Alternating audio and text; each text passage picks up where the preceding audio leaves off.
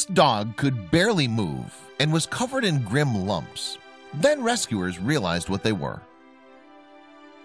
Most of us are aware that poverty affects many people across the globe.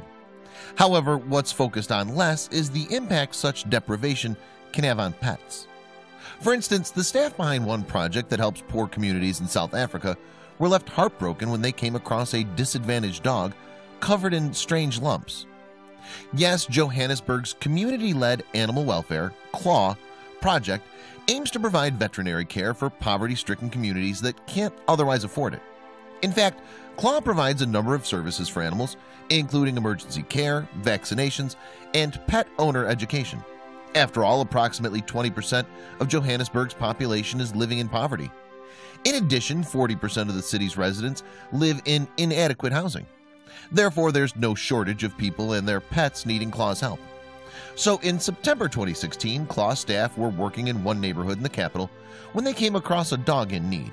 And this poor pooch had strange cyst-like bumps all over her ears and face. The nasty-looking lumps almost resembled mange or another skin condition stray dogs often get. However, the reality of the canine's condition was much worse. "We're all in tears, but Dr. Marike has treated her and put her on a drip," wrote a spokesperson for CLAW on its Facebook page in September 2016.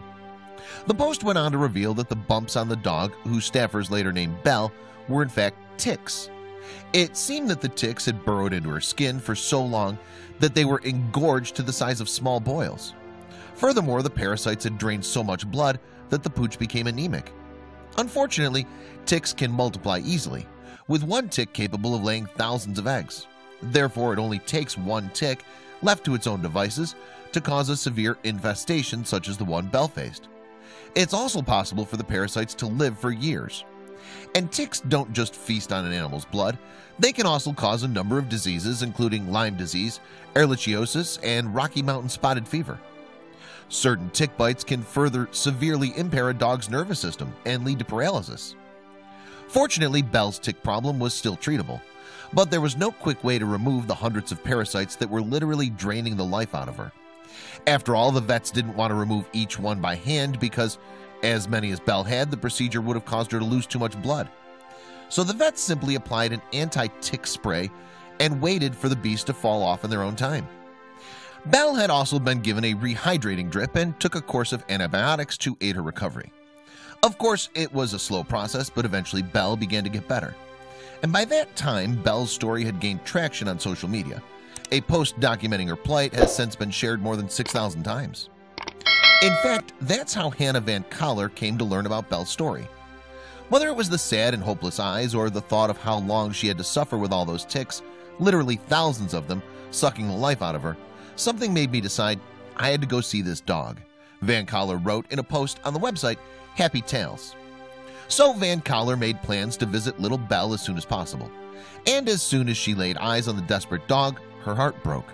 After all, Belle was living still as death in her kennel, bearing the scars of her tick infestation.